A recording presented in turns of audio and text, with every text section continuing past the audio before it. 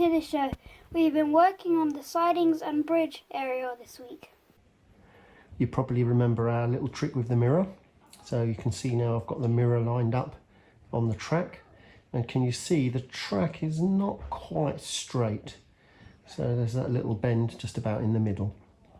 So we will see if we can straighten it out with a ruler, and then I will pin it down so that we fix it permanently. So you see here we've got our wires soldered in, a hole drilled in the base, and the wires pushed through the base. You're familiar with the process now. We line up the track, make sure we try and get it as straight as we can. I can put some pins in just to hold either end, and then as I go along I'm drilling holes in the sleepers through to the board so that we can pin the track down.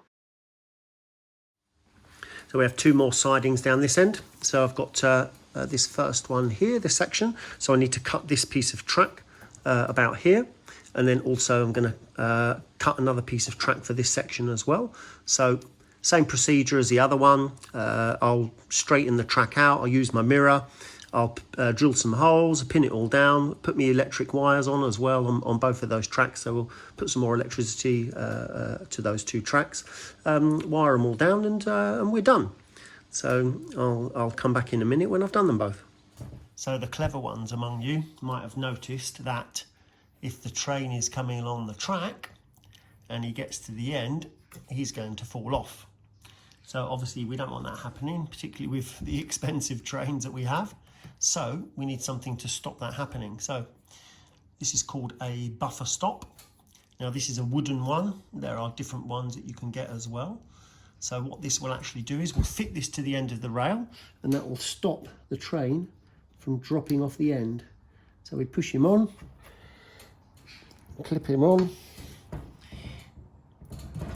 and there you go. So now when the train comes along, choo-choo, and then it hits the buffer stop, and it won't go anywhere. So we've now got our buffer stop fitted to the layout. I'm going to need some more in some other places as well, but at least I'll get these ones to stop my trains falling off the end.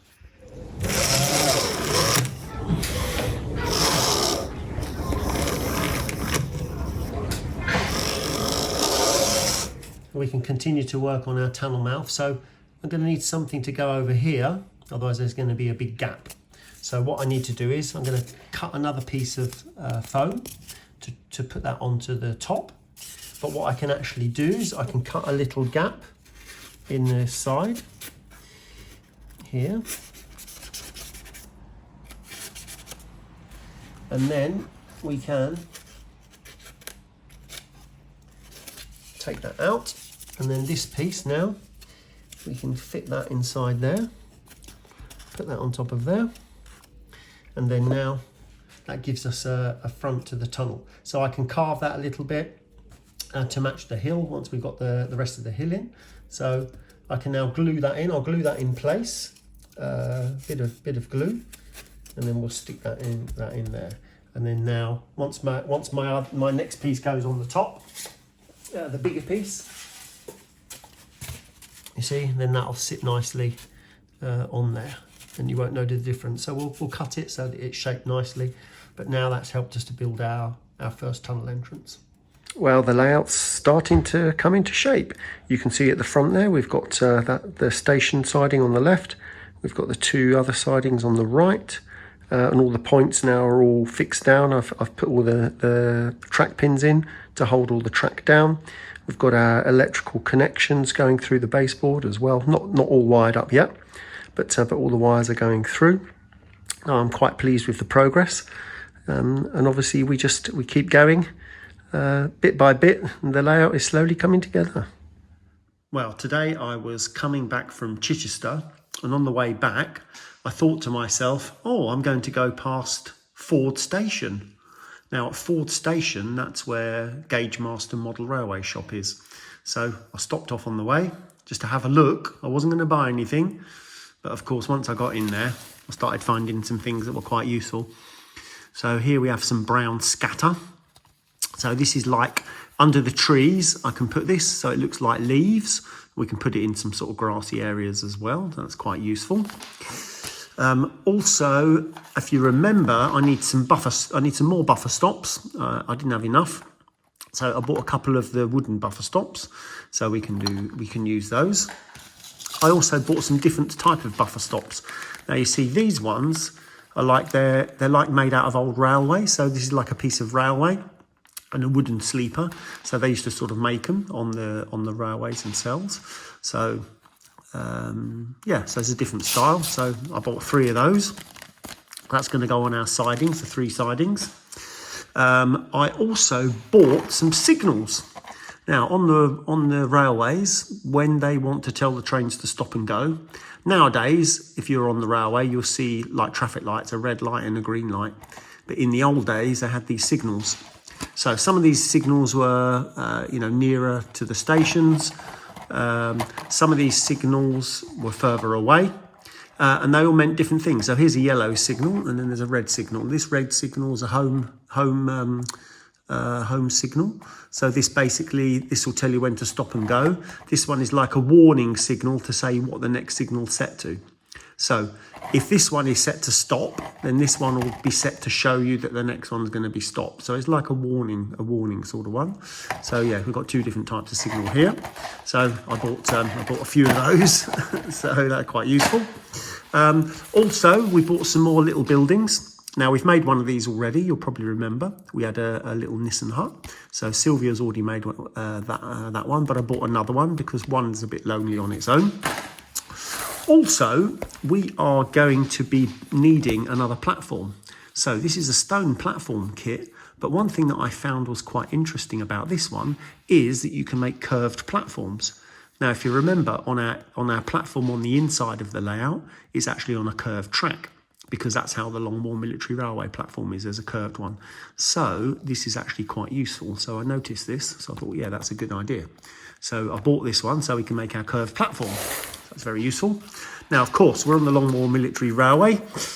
So I found a Royal Engineers truck. So this is an old Bedford truck, so that's quite useful.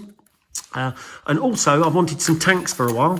I've got me covered tanks on my land train.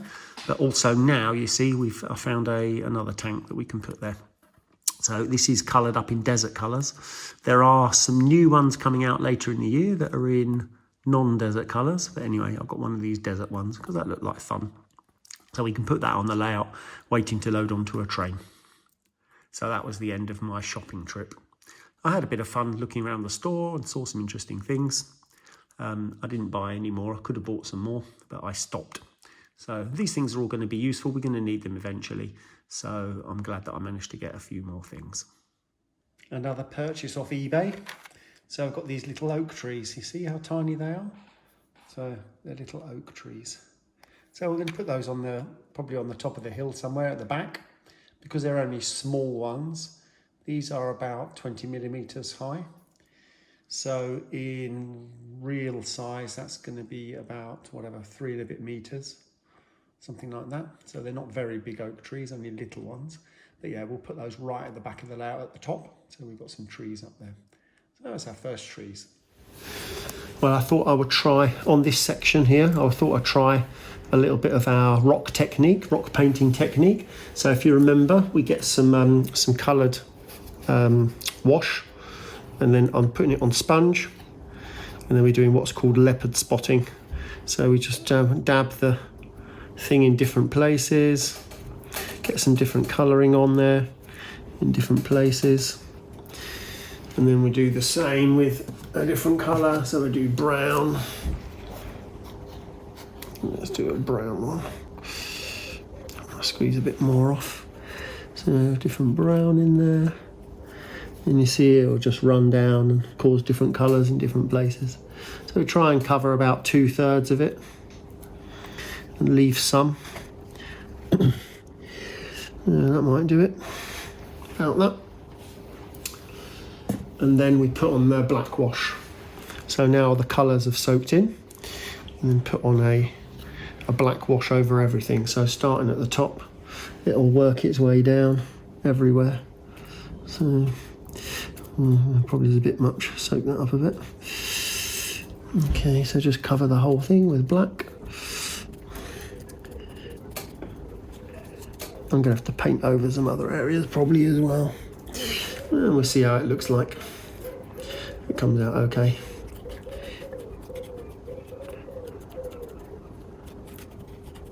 I might have to brush in a few places.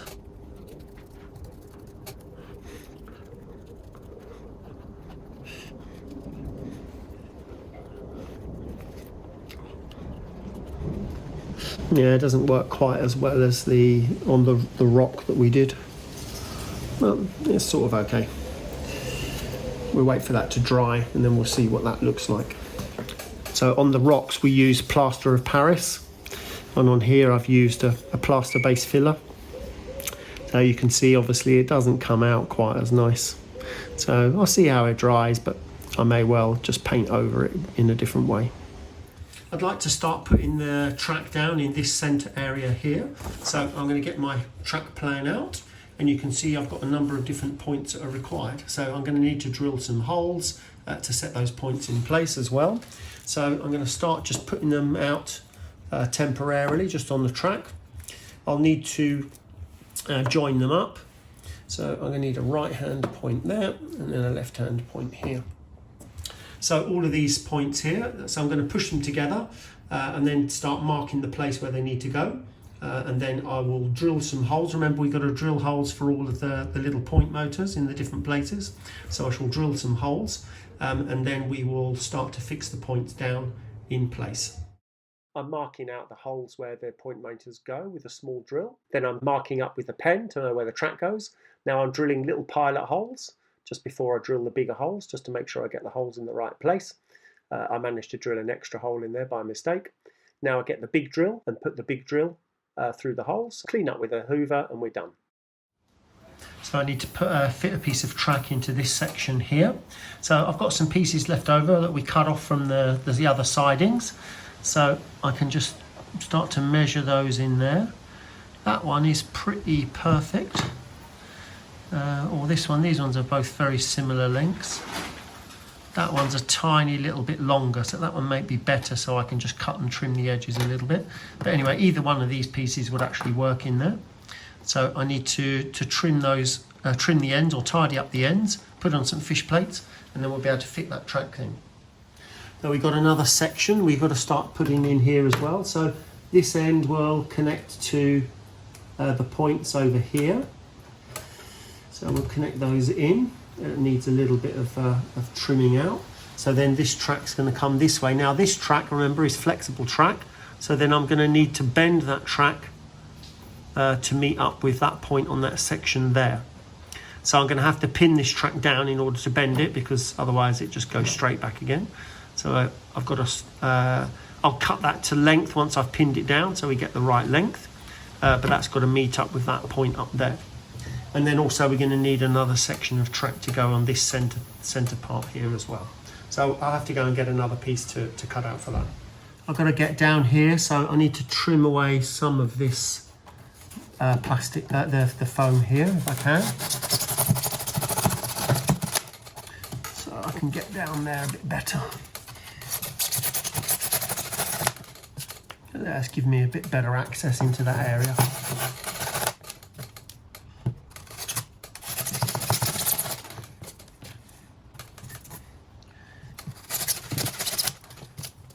I've cut that middle section to length now, and we've fitted it, so yeah, it all fits quite nicely. And that obviously then goes on now to that centre section.